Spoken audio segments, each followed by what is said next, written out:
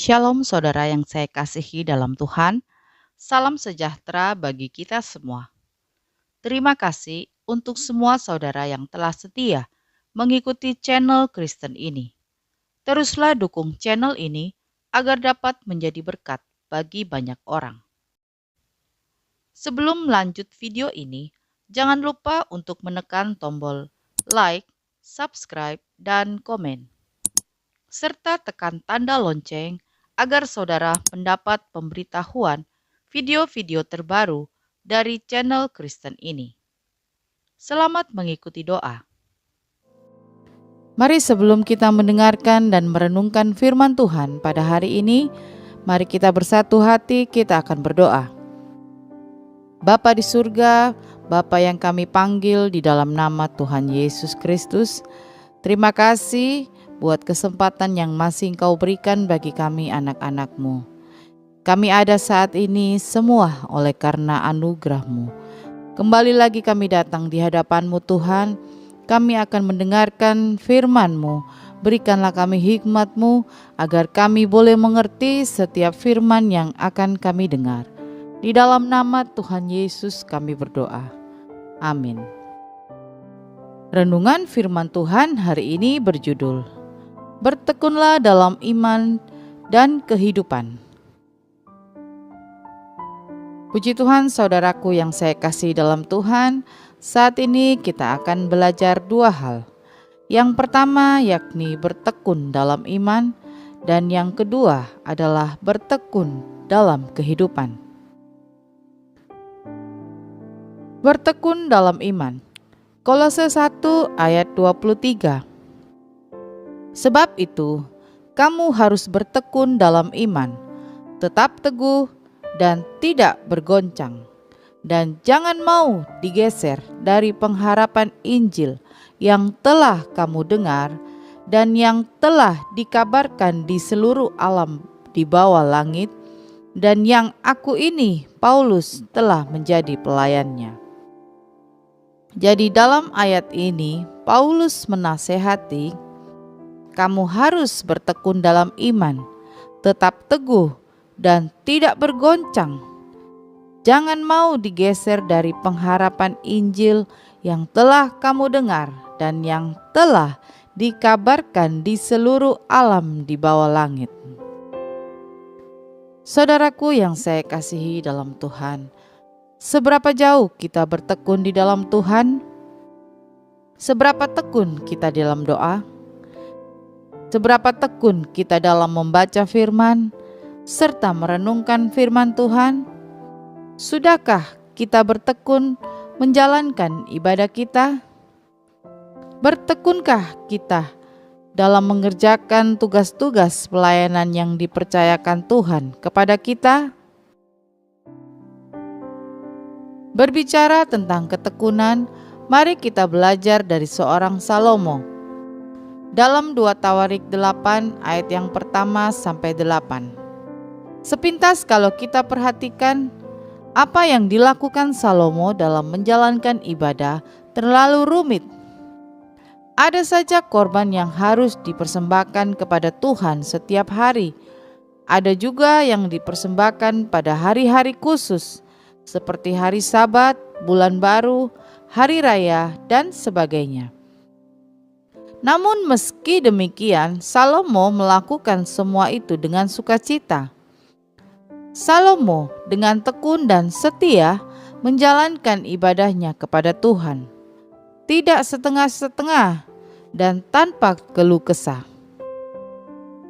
Kehidupan kita sebagai orang percaya sudah seharusnya mencontoh apa yang dilakukan oleh Salomo. Bukan saja harus membangun ibadah kita, tetapi juga harus memelihara dan menjaga kehidupan ibadah kita. Ini juga membutuhkan ketekunan dan kesetiaan kita. Di dalam ketekunan terkandung unsur kemauan, yaitu niat untuk beribadah dengan sungguh-sungguh. Bukan hanya sekedar beribadah atau beribadah hanya sebagai kegiatan mingguan atau kebiasaan saja. Namun kita harus menjadikan ibadah itu sebagai suatu kebutuhan, sama seperti orang yang bernafas setiap hari.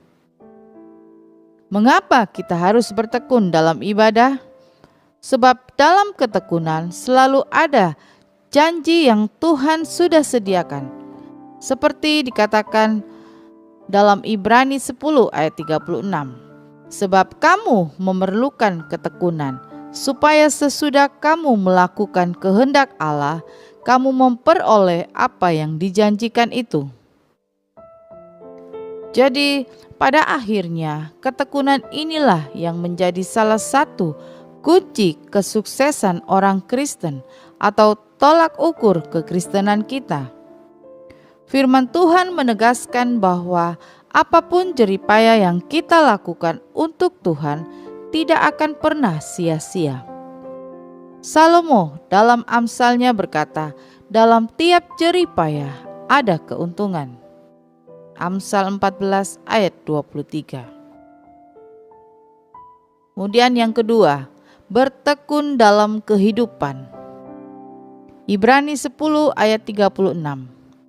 Sebab kamu memerlukan ketekunan, supaya sesudah kamu melakukan kehendak Allah, kamu memperoleh apa yang dijanjikan itu. Saudaraku yang saya kasihi dalam Tuhan, ketika kita menghadapi masalah, kita juga harus tetap bertekun di dalam iman,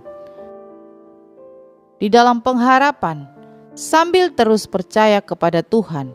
Bahkan kita juga bertekun dalam menanti pertolongan Tuhan, karena Ia pasti akan menolong kita tepat pada waktunya. Jadi, jangan pernah takut untuk mengandalkan serta bertekun di dalam Yesus. Seperti Ayub. Ayub mengalami pencobaan dan musibah yang besar, tetapi Ayub tetap bertekun di dalam Tuhan, dan pada akhirnya hidupnya dipulihkan dan diberkati. Jadi, apapun masalah yang terjadi, tetaplah tinggal di dalam Tuhan sampai pertolongannya tiba bagi kita. Kemudian bertekun dalam doa. Banyak orang pada waktu berdoa ingin doanya segera dijawab, namun Tuhan memiliki waktu yang terbaik. Tuhan ingin kita memiliki ketekunan dan kesabaran di dalam doa. Di saat doa belum terjawab, tetaplah bertekun dan jangan jemu-jemu, sebab sampai hari ini Tuhan selalu mendengar doa umat-Nya. Yang diperlukan hanyalah iman, percaya, serta ketekunan. Tidak peduli berapa lama kita berdoa, sebab Tuhan tidak terbatasi oleh apapun. Tuhan akan menjawab tepat pada waktunya. Saudaraku yang saya kasihi, ketekunan juga diperlukan saat kita ingin meraih sebuah tujuan atau impian. Kesuksesan tidak dapat diraih hanya dengan waktu yang cepat, sebab di dalamnya dibutuhkan ketekunan, keuletan, serta kegigihan. Seperti halnya seorang atlet, ketika hendak meraih kemenangan, maka sebelumnya harus sering berlatih. Bahkan ada kalanya kita mengalami kegagalan, namun kita tidak boleh terpuruk, tetapi harus bangkit. Sebab kegagalan adalah batu loncatan untuk meraih kemenangan. Jangan mudah menyerah, sebab Tuhan menjadikan kita sebagai orang yang menang dan bukan yang kalah. Kerjakan terus bagian kita dengan ketekunan. Selebihnya Tuhan yang akan berkarya di dalam kita. Dengan bertekun, hal ini ibarat seperti penabur yang pada waktunya nanti akan menuai hasilnya. Namun jangan pernah lupa bahwa di dalam setiap usaha yang kita lakukan, tetaplah andalkan Yesus saja, sebab hanya Dia yang akan memampukan kita untuk dapat meraih segalanya. Tuhanlah yang akan menuntun kita kepada kebenaran. Mari saudara, kita sudah mendengarkan firman Tuhan. Biarlah dalam segala hal kita boleh selalu bertekun. Bertekunlah dalam iman dan bertekunlah dalam kehidupan. Sabar, semua pasti akan menjadi indah pada waktunya Tuhan. Amin. Mari kita berdoa. Bapa di surga, Bapa yang kami panggil di dalam nama Tuhan Yesus Kristus, kembali lagi kami datang di hadapan-Mu. Kami berterima kasih untuk firman-Mu yang telah kami dengar saat ini. Firman-Mu yang sudah menguatkan kami. Kami mau bertekun dalam iman kami dan bertekun dalam kehidupan kami. Kami percaya ketika kami bertekun sampai pada akhirnya, kami akan menerima janji Tuhan. Terima kasih Tuhan. Saat ini juga Tuhan, kami menyerahkan hidup kami ke dalam tangan Tuhan. Sepanjang malam hari ini, Tuhan menyertai kami, Tuhan menjagai kami, Tuhan melindungi kami. Biarlah pasukan malaikat sorga berkeliling di atas kami.